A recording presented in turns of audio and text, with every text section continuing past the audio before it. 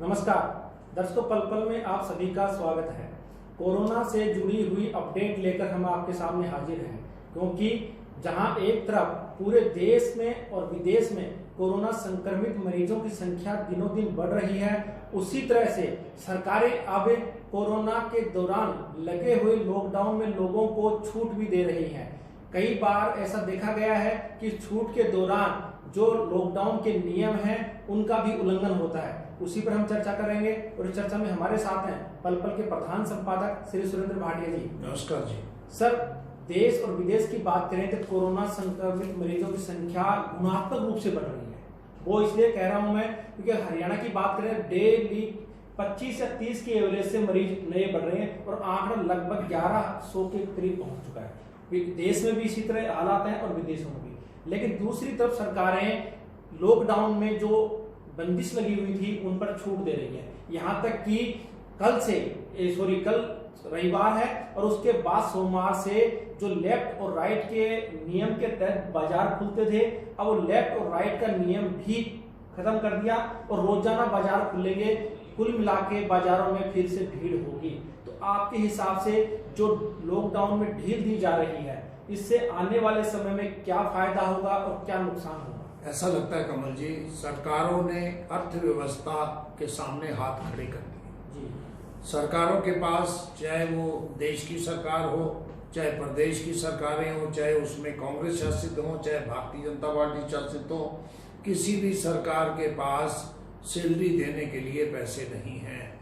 उसके चलते उन्होंने कोरोना की जंग को बीच में छोड़कर अर्थव्यवस्था को गति देने के लिए यह निर्णय लिए हैं, जो बहुत ज्यादा खतरनाक हो सकते हैं। उदाहरण के तौर पे बिहार में जब तक प्रवासी मजदूर नहीं वापस गए थे, वहां कोरोना के 100 से भी कम मजदूर थे, 100 से भी कम मरीज थे और आज वहां पे आंकड़ा 2000 से अधिक बढ़ गया है।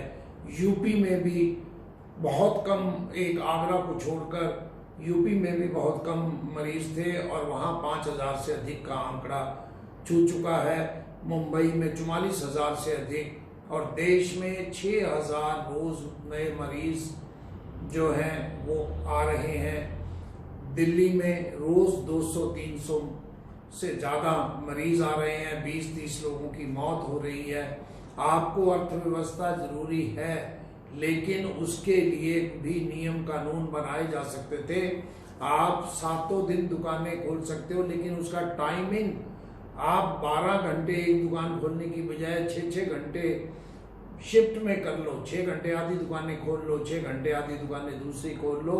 गर्मियों का दिन है, बड़े दिन है, सुबह 8 बजे से लेके 1 बजे तक आधी दुकानें खुल सकती थी और शाम को 2 बजे से 7 बजे तक आधी दुकानें खुल सकती थी।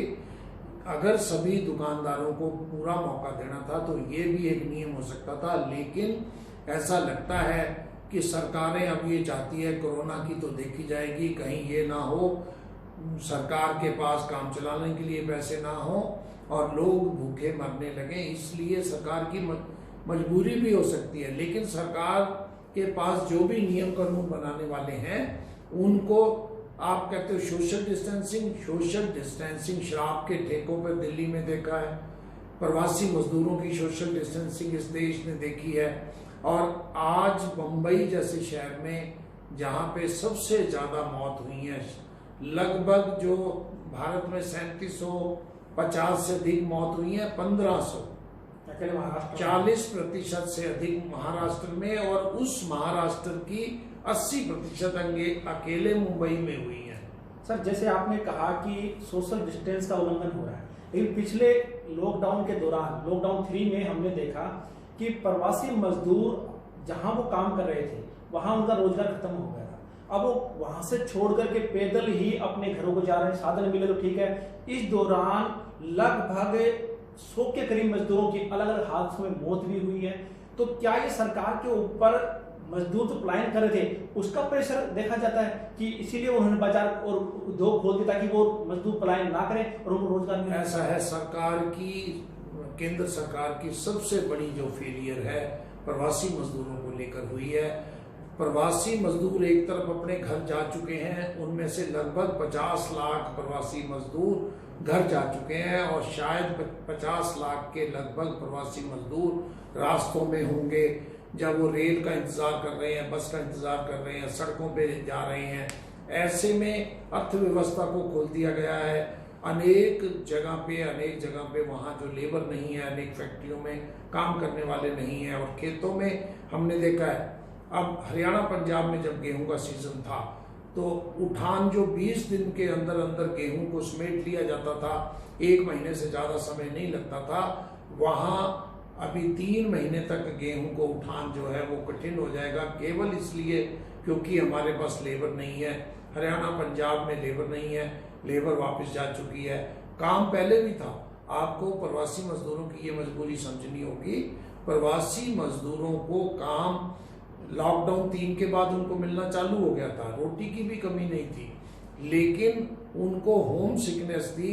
उनको ये लगता था इतनी बड़ी महामारी में हम अपने घर पहुंच जाएं, क्योंकि प्रवासी मजदूरों का आधा परिवार यहाँ था, आधा बिहार और उत्तराखंड या छत्तीसगढ़ या बिहार, जहाँ से भी थे वहाँ उनके आधे परिवार थे। तो हर व्यक्ति इस समय संकट के समय में अपने घर पहुंचना चाहता था, इसलिए वो उथल पुथल हुई।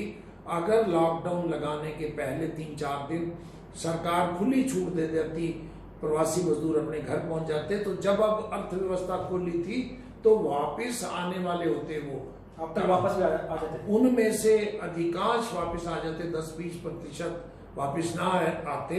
अब भी कुछ आएंगे वापस, लेकिन अब जो हालात, उनकी बुरी हालत हुई है, कम से कम उनमें से अधिकांश वापस नहीं आएंगे। लेकिन तो इसका साइड इफेक्ट भी होगा। अगर हरियाणा पंजाब की बात करें तो धान का सीजन है, धान लगाने के लिए मजदूर नहीं मिल रहे। अभी आज भी कई गांव में हमने देखा है कि किसान खुद अपने परिवार के साथ लग करके खेतों में काम कर रहे हैं धान लगाने के लिए। फैक्ट्रियों में भी हालत है कि लोकल जो हमारे लेबर है हरियाणा पंजाब की, वो उतनी क्षमता से काम नहीं कर पाते जितने वो एक्सपर्ट मजदूर कर रहे थे, और उनकी सैलरी को लेकर भी विरोधाभास है। हमारे लोकल जो मजदूर हैं वो ज्यादा वेतन मांगते हैं और वो कुछ कम में भी समझौता कर लेते हैं क्योंकि बाहर से आए हुए थे। तो सर ये तो हुई मजदूरों की बात की। मजदूरों के अभाव में अब लगभग कई काम, न सिर्फ एग्रीकल्चर के बल्कि उद्योगों के काम भी बाधित होंगे। लेकिन उसी अनुपात